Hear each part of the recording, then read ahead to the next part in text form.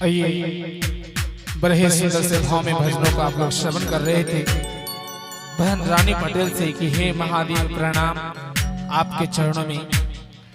और हम चाहेंगे गुरु भाई विनोद जी, अगर आप आवाज को सुन रहे हैं तो आपसे निवेदन है आप गुरु मंच को उपस्थित हो जाएं।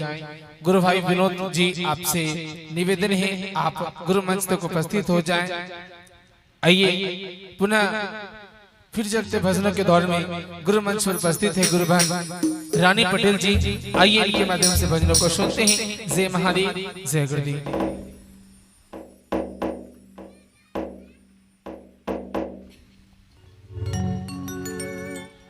Hello hello hello